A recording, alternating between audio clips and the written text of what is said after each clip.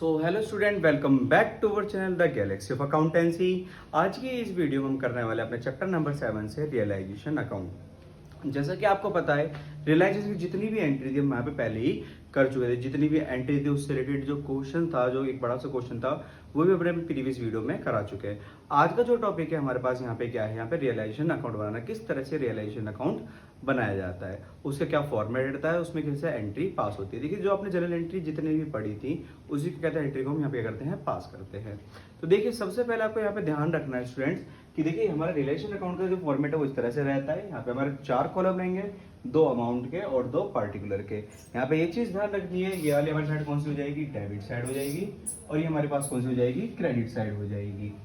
इस चीज का आपको सबसे ज्यादा यहाँ पे ध्यान रखना है कि एक हमारी कौन सी है, डेबिट साइड है, और एक कौन सी हमारे पास क्रेडिट साइड है। तो देखिए, सबसे पहले यहाँ पे आपको ध्यान रखना है कि कहते हैं हमें ना असेट्स और लायबिलिटी रियलाइज करनी होती है।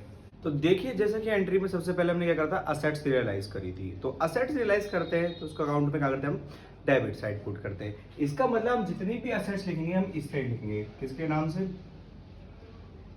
To assets account. ये चीज ध्यान रखनी है, यहाँ पे उस असेट्स का नाम लिखना है आपको। लाइक असेट्स कौन कौन सी हो जाएंगी, यहाँ पे फर्नीचर हो गया, मशीनरी हो गई, प्लांट हो गया, बिल्डिंग हो गई। ये सारी चीजें यहाँ पे to furniture, to machinery, to plant, to building के नाम से ऐसे लिख दी जाएंगी। वहीं पे हमारा दूसरा टॉपिक क्या आता है, लायबिलिटी को रियलाइज करना। अब ये जो लायबिलिटी किस तरह से रियलाइज होगी, यहाँ पे ध्यान रखना है। लायबिलिटी को हम लिखते हैं यहाँ पे किस साइड, क्रेडिट साइड में, बाय लायबिलिटीज अकाउंट। और जनरली हमारे पास जो लायबिलिटी होती है वो कौन सी होती है, क्रेडिटर हो गए, बैंक लोन हो गए, ये सारे आपको यहाँ पे पुट करने हैं। तो यहाँ पे आप देख रहे हैं, जब हमने जो पहली एंट्री करी है, यहाँ पे जो असेट्स यहाँ पे रखी है, सारी सारी लायबिलिटी यहाँ पे रखी है, ये हमारे पास कुछ सी एंट्री है, ये असेट्स और लायबिलिटी को रियलाइज करने की। लेकिन अब इसके बाद हमारे पास नेक्स्ट टॉपिक क्या आता है कि कहते हैं अब ये जो हमने लायबिलिटी और असेट्स यहाँ पे पुट करी है, अब इनको क्या करना है, बेचना भी है। असेट्स को हम बेचेंगे, उसका जितना भी पैसा आएगा वो यहाँ पे लिख दिया जाएगा, किससे, बाय बैंक के नाम से, बाय बैंक अकाउंट। यहां पे मैं लिख देता हूं इसको एसेट्स रियलाइज। और जब भी हम ये लायबिलिटी यहाँ पे जो हमने पुट करी है इसको हम पेड करेंगे, तो यहाँ पे इसको किस नाम से लिखेंगे, टू बैंक अकाउंट। इसका मतलब हमने क्या कर दी, लायबिलिटीज पेड कर दी। इस तरह से आपको ध्यान रखना है। सबसे पहले हमारी 2 एंट्री कहते हैं रियलाइज करने की, और उसके बाद 2 एंट्री हमारे पास क्या है, इनको पेड या फिर कहते हैं इनको बेचने की। इसके बाद देखिए, आप जानते हैं कि कहते हैं कुछ पार्टनर्स जो होते हैं वो असेट्स लेके चले जाते हैं। अब पार्टनर जब भी असेट्स लेके जाएगा तो उसका लिखा जाएगा bye partners current and capital account. यहाँ पे और लिख लेंगे क्या, करंट अकाउंट या फिर कैपिटल अकाउंट से एंट्री कर देंगे। ये एंट्री होगी हमारे पास किसकी, एसेट्स टेकन, जब वो एसेट्स लेकर चले जाए। वहीं पे अगर कोई पार्टनर कहते हैं लायबिलिटीज पेड कर दे, टू पार्टनर्स करंट और capital account, liability paid, liability and expense paid. अगर लायबिलिटी पेड करते हैं तो भी ऐसे लिखा जाएगा, और एक्सपेंस पेड करते हैं तब भी इसी तरह से लिखा जाएगा। कई बार होता है कि फर्म एक्सपेंस पेड करता है, फर्म जब एक्सपेंस पेड करेगा तो उसकी भी एंट्री किससे लिखेंगे, यहाँ पे टू बैंक से, to bank account expense paid. तो देखिए, जनरली यहाँ पे एंट्री इसी तरह से पास की जाती है।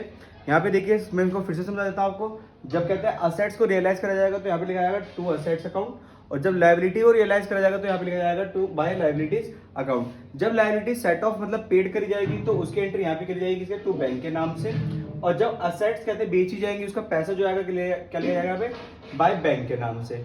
जब कोई पार्टनर असेट्स लेके जाएगा तो उसकी एंट्री होगी बाय पार्टनर्स करंट या कैपिटल अकाउंट।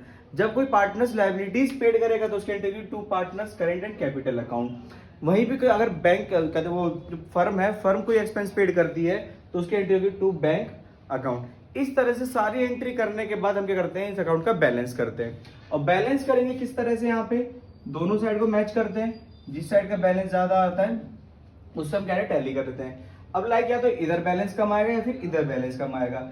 अगर इधर बैलेंस कम आता है स्टूडेंट तो यहाँ पे लिखते हैं हम by loss on realisation account, कि रियलाइजेशन अकाउंट में क्या हो गया, लॉस हो गया, और इसको पार्टनर्स में बांट देंगे। जो पार्टनर मान लो हमारे ए और बी हैं या सी, इन तीनों में क्या कर देंगे, डिस्ट्रीब्यूट कर देंगे। वहीं पे अगर कहते हैं इस साइड बैलेंस कम आया तो उसको क्या लिखेंगे यहाँ पे student, to gain on realisation account, कि रियलाइजेशन अकाउंट में क्या हुआ है, गेन हुआ है, और गेन भी किसमें बांट जाएगा, पार्टनर से बांट जाएगा उनके प्रॉफिट शेयरिंग रेशियो में। इस तरह से हमारा रियलाइजेशन अकाउंट क्या होता है, यहाँ पे कंप्लीट होता है। लेकिन आपको यहाँ पे ध्यान रखना है, या तो कहते हैं फर्म को गेन होगा या फिर क्या होगा, यहाँ पे लॉस होगा। अगर गेन होगा तो इस साइड और लॉस होगा तो इस साइड। दैट्स मीन अगर गेन है तो कहां पे लिखा जाएगा, डेबिट साइड का बैलेंस होगा ये, और अगर कहते हैं लॉस है तो ये बैलेंस कहां लिखा जाएगा, क्रेडिट साइड में लिखा जाएगा। लेकिन आ किसकी वजह से रहा है, ये डेबिट साइड के बैलेंस की वजह से, और अगर आपको गेन हो रहा है तो किस साइड से आ रहा है, क्रेडिट साइड के बैलेंस की वजह से। इस तरह से हमारा ये रियलाइजेशन का एक शॉर्ट फॉर्मेट रहता है, और इसी के अकॉर्डिंग हम सारे यहाँ पे कहते हैं एंट्रीज पास करते हैं, और इसी के बेस पे हम यहाँ पे एक क्वेश्चन यहाँ पे करके देखेंगे। तो स्टूडेंट यहाँ पे देखिए, जैसे ही क्वेश्चन आपको अपने डिस्प्ले पे दिख रहा होगा, मैं इस क्वेश्चन को यहाँ पे पढ़ के आपको थोड़ा समझा देता हूँ। यहाँ पे लिखा हुआ है, Ramesh Umesh were partner in firm sharing profit and loss in the ratio in their capital on 31 March 2013। आपको बता रखा है यहाँ पे कि रमेश उमेश दो पार्टनर हैं और प्रॉफिट शेयर रेशियो बांटते हैं अपने किसी कैपिटल के रेशियो में। आगे देखते हैं, यहाँ पे दे रखा है एक बैलेंस शीट दे रखी है, और बैलेंस शीट में फर्दर आइटम है जैसे कि आपको दिख रहे हैं। इन आइटमों में करना है रियलाइज करेंगे पहले रियलाइजेशन अकाउंट के थ्रू। इसके बाद हमें नीचे नरेशंस भी दे रखे कुछ, इनको साथ साथ करते चलते हैं, आप ये क्वेश्चन समझते चलिएगा। सबसे पहले इसको कहते हैं, क्वेश्चन को अपने आप कहते हैं टीएस ग्रेवाल की बुक से मैच कर लीजिएगा, एंड देन इस क्वेश्चन को करना स्टार्ट करते हैं। यहाँ पे देखिए क्वेश्चन में हमें क्या बता रखा है, सबसे पहले जो असेट रियलाइज करने के लिए कौन कौन से यहाँ पे डेटर है, टू डेटर अकाउंट, जो कितने वर्थ इट के हैं यहाँ पे, 2,40,000। उसके बाद क्या है, यहाँ पे स्टॉक है। देखो जितनी भी असेट्स है मैं बैलेंस शीट से देख के डायरेक्ट कॉपी यहाँ पे कर दूंगा, 1,30,000 रुपए। उसके बाद क्या है, यहाँ पे हमारे पास फर्नीचर है, टू फर्नीचर अकाउंट। अमाउंट यहाँ पे रहने वाला है कितना, फर्नीचर का 2 लाख रुपए। जैसा कि मैंने आपको बताया था, सारी एसेट्स कहाँ आएंगी, यहाँ पे डेबिट साइड में रियलाइज करी जाएंगी। मशीनरी है, टू मशीनरी अकाउंट, कितना है यहाँ पे, 9,30,000 रुपए। इस तरह से हमने सारे एसेट्स क्या करके रियलाइज कर ली। इससे अलग हमारे पास ये करंट अकाउंट है, इनको रियलाइज करते हैं, ये कहते हैं इनके कैपिटल अकाउंट में एडजस्ट कर दिया जाता है करंट अकाउंट में। फिर यहीं पर हम लायबिलिटी साइड देखते हैं, लायबिलिटी साइड क्या है, यहाँ पे क्रेडिटर हो गए, बाकी सारे तो ये रिजर्व वगैरह बटेंगे पार्टनर्स में, कैपिटल अकाउंट है, करंट अकाउंट के बैलेंस है, ये सब वहीं पे जाएंगे उनके कैपिटल करंट अकाउंट में। तो यहाँ पे लायबिलिटी साइड में क्या लिख देते हैं, टू क्रेडिटर अकाउंट। क्रेडिटर कितना है हमारे पास यहाँ पे, 1,70,000 रुपए।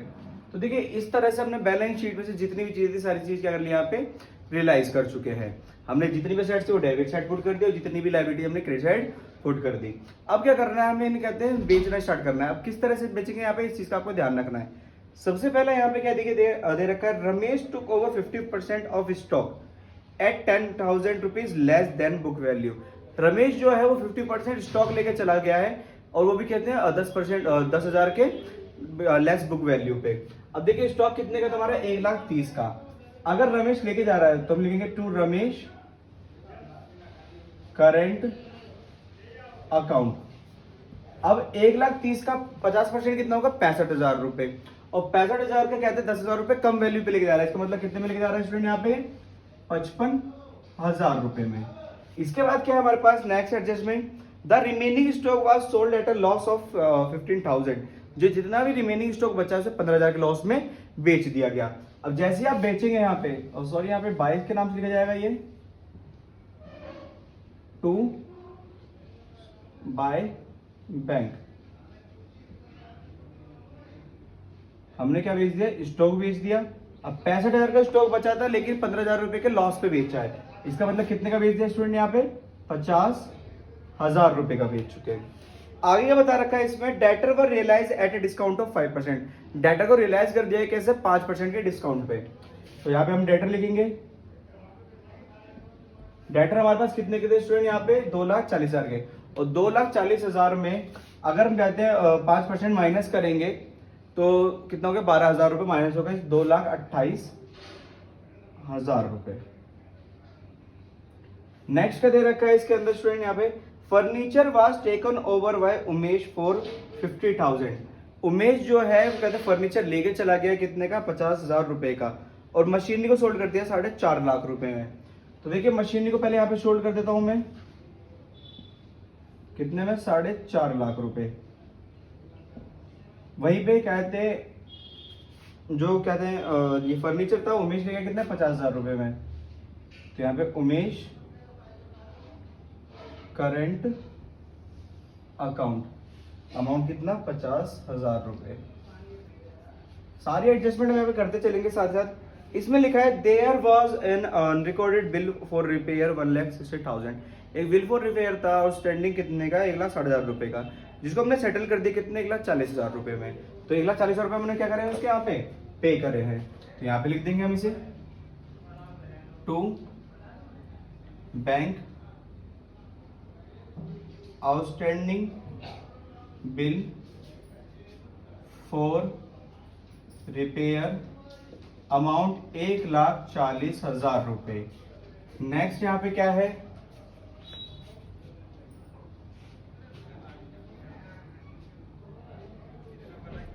नेक्स्ट यहाँ बता रखा है क्रेडिटर है तो क्रेडिटर को फुल अमाउंट पेड कर दिया गया है। तो क्रेडिटर स्टूडेंट हमारे पास कितने के थे यहाँ पे देखेंगे? हमारे पास क्रेडिटर थे 1,70,000 के। 1,70,000 रुपए में क्या कर दिया उन्हें? टोटली पेड कर दिया। इस तरह से हमारी जो बैलेंस शीट के अमाउंट थे वो सारे भी हमने ट्रांसफर कर लिए यहाँ पे। साथ में जितनी भी एडजस्टमेंट थी सारी यहाँ पे टोटल कर चुके हैं। अब हमें क्या करना है? बैलेंसेस बाहर लिखना है। यहाँ पे देखिए बैलेंस लिखना स्टार्ट करेंगे हम। सबसे पहले मैं इसका बैंक का टोटल कर लेता हूँ। 50,000 प्लस में 2,28,000 प्लस में 4,50,000, ये हो गया 7,28,000। उसके बाद वहीं पे इसका टोटल करते 1,70 और प्लस में 1,40, ये हो जाएगा 3,10,000 रुपए। इस तरह सारे अमाउंट हमने क्या कर लिया? बाहर करके लिख लिए हैं। अब टोटल करते हैं दोनों साइड। 1,70 प्लस में 55,000 प्लस में 50,000 प्लस में 7,28,000, इधर आ रहा है हमारा 10,03,000। यहाँ पे देखते हैं कितना आ रहा है? 2,40,000, 1,30,000, 1,30,000 प्लस में 2,00,000 प्लस में 9,30,000 प्लस में 3,10,000, इधर आ रहा है 18,10,000।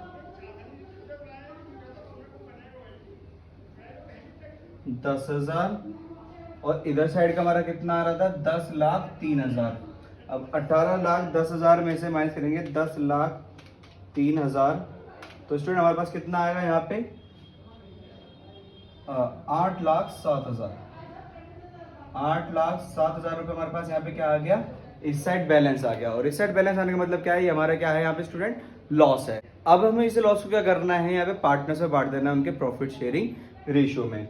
हमारे पास पार्टनर कौन कौन थे? By loss on realisation account जो थे हमारे पास रमेश और उमेश। और इनका जो स्टूडेंट प्रॉफिट शेयरिंग रेशियो था वो था इनका कैपिटल के रेशियो में। और ये कैपिटल क्या थी यहाँ पे? 7 लाख 3 लाख, इसका मतलब 7:3। यहाँ पे रेशियो कितना हो गया इनका? 7:3। तो यहाँ पे देखते हैं अगर 8,07,000 का डिवाइडेड बाई 10 मल्टीप्लाई बाय 7, 5,64,900। और वहीं पे हम दूसरा करते हैं यहाँ पे 8,07,00 मल्टीप्लाई बाय 3, 2,42,100। दोनों को टोटल करेंगे हमारे पास इसका क्या आ जाएगा? सम आ जाएगा। कितना टोटल हो जाएगा हमारे पास? 18,10,000 रुपए। इस तरह से हमारा यहाँ पे रियलाइजेशन अकाउंट क्या होता है स्टूडेंट, कंप्लीट होता है। यहाँ पे देखिए जैसा कि हमें बताया गया था, जितनी भी असेट्स थी हमने रियलाइज कर दी, जितनी भी लायबिलिटी थी वो भी हमने क्या कर दी, रियलाइज कर दी। फिर जैसे जैसे हमें एडजस्टमेंट में सब कुछ बताया गया था, हमने यहाँ पे सारी एंट्री पोस्ट कर दी। आप देख पा रहे होंगे हमने जितनी चीजें बेचनी थी उन्हें बेच दिया, जो पार्टनर्स लेकर उनको पार्टनर्स को दे दिया गया। यहीं पे कहते हैं जो हमारे पास लाइबिलिटीज थी वो पेड कर दी गई पूरी। एक अनरिकॉर्डेड लाइबिलिटी थी 1,40,000 रुपए जो सेटल करी गई, हमने उसे भी क्या कर दिया, यहाँ पे सेटल कर दिया। उसके बाद जब हमने कैलकुलेशन करी तो हमारा सेट बैलेंस आया जो हमारा क्या करेगा, लॉस ऑन रियलाइजेशन अकाउंट, और इसको हमने यहाँ पे लिखकर पार्टनर्स में डिस्ट्रीब्यूट कर दिया। इस तरह से हमारा रिलेशन अकाउंट क्या होता है स्टूडेंट, कंप्लीट होता है। सो होप सो स्टूडेंट आपको ये सब कुछ समझ में आया होगा। अगर आपको ये सब कुछ समझ आता है, इस वीडियो को लाइक करें, अपने दोस्तों शेयर करें, और अगर आप इस चैनल पर हैं तो इस चैनल को सब्सक्राइब जरूर करें।